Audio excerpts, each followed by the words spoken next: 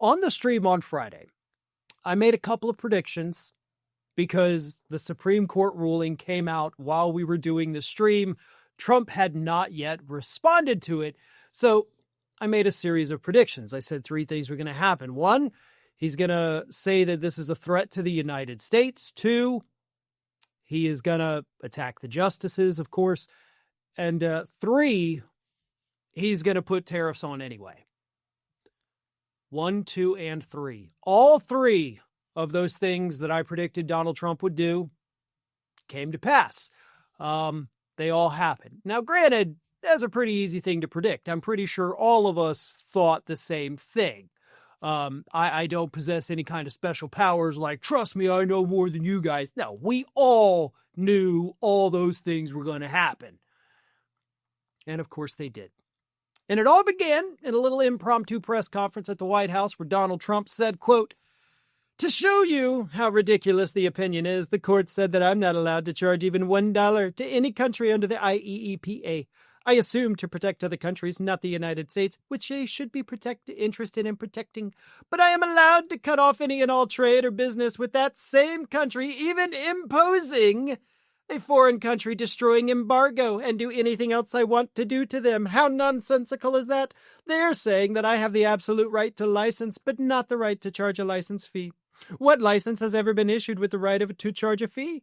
But now the court has given me the unquestioned right to ban all sorts of things from coming into our country, a much more powerful right than many people thought we had. Our country is the hottest anywhere in the world, but now I am going in a different direction, which is even stronger than our original choice."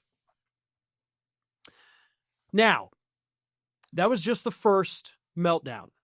And of course, as you could hear, none of it made any sense, okay? We're dealing with a man who has dementia. Like, I'm firmly convinced he has dementia. And he's just spewing out the stream of consciousness brought on during a period of high stress. So none of it makes any sense, right? Like, our country is the hottest anywhere in the world, but now I'm going in a different direction, which is even stronger than our original choice. The fuck does that mean? Like, what does that mean? Not only are we not the hottest anywhere in the world, we're the laughingstock of the planet. We have one of the weakest economies, thanks to your last year in office. But aside from the lie, none of that even makes any sense. That's not a complete thought. That's a bunch of different incomplete thoughts that he put together in one sentence, and it went nowhere. Because he's crazy, because he is insane, and because he likely has dementia. The meltdowns got worse. He then got on True Social. In actuality, while I am pretty sure they did not mean to do so, the Supreme Court's decision today made a president's ability to both regulate trade and impose tariffs more powerful and crystal clear rather than less. There will no longer be any doubt, and the income coming in and the protection of our companies and country will actually increase because of this decision. Based on longstanding law and hundreds of victories to the contrary, the Supreme Court did not overrule tariffs. They merely overruled a particular use of the IEEPA tariffs, tariffs, yeah. The ability to block, embargo, restrict, license, or impose any other blah, blah, blah, blah, blah. Anyway, starting today, 10% global tariff. That was Friday. Saturday, that 10% became 15%. So the meltdown continued from the press briefing to the Truth Social post, overnight into Saturday, extra 5% on top of the 10% he said Friday. So he's already not remembering what he initially imposed. Again, another random string of consciousness that makes no sense whatsoever. And then the funny parts happened. Because then later on in the day, on Saturday, he got on Truth Social and said this: "Republicans are so disloyal to themselves. Unite, stick together, and win. President DJT." So he's telling Republicans, look, guys, stop fighting with each other. Okay, we gotta all agree with each other all the time. Now that in and of itself, not exactly hilarious. What is hilarious is the next post he put out. Because just after telling Republicans, we got to stick together, mofos, he says this: Based on a lack of support, in particular for the unbelievably successful tariffs imposed on foreign countries and companies, which has made America richer, stronger, bigger, and better than ever before, I am hereby withdrawing my endorsement of Rhino Congressman Jeff Hurd of Colorado's 3rd District and fully endorsing highly respected patriot Hope Shuppleman to take his place in Congress. And then he goes on, this is literally an entire page of how much he hates Jeff Hurd and how much he likes Hope Shuppleman. I'm not going to read you all of this. That's insane.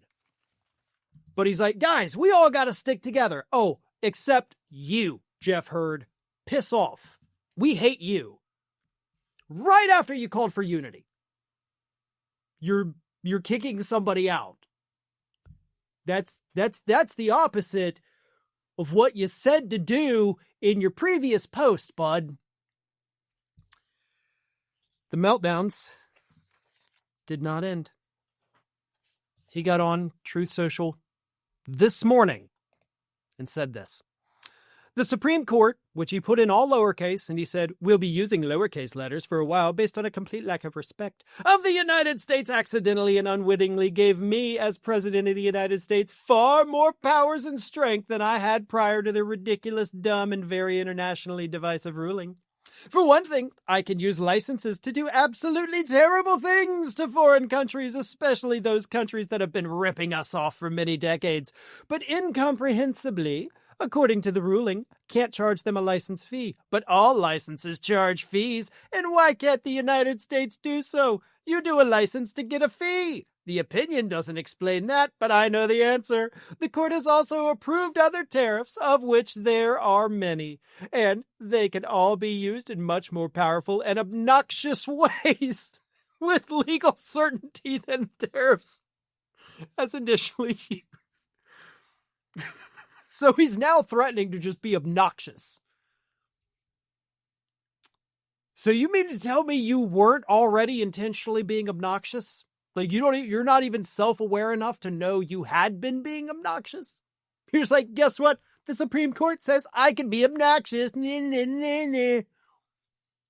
right, President Pissy Pants. He then continued. Our incompetent Supreme Court did a great job for the wrong people, and for that, they should be ashamed of themselves, but not the great three. Scalia, Alito, and Thomas, who of course ruled in his favor in the dissent. The next thing you know, they will rule in favor of China and others, who are making an absolute fortune on birthright citizenship by saying the 14th Amendment was not written to take care of the babies of slaves, which it was proven to by the exact timing of its construction, filing, and ratification, which perfectly coincided with the end of the Civil War. How much better can you do than that? I don't know. Maybe you could say something that actually makes sense. Because what the hell are you, like, where are you going? Where are you going with this? Nobody knows. In fact, I'm not even going to finish it. I'm not going to finish it because there is no need to finish it. He's insane. He is so hell-bent on continuing this policy that has destroyed the U.S. economy that it's driven him to complete and total madness. If ever there was a moment in the history of the entire United States where the 25th Amendment should be invoked, it's literally right now. And every single member of this cabinet that has the ability to invoke the 25th Amendment but refuses to do so, every single one of them should be impeached for this dereliction of duty. Thanks for watching, and if you are not already subscribed to the channel, please do so, and do not forget to like and comment and share widely among your friends.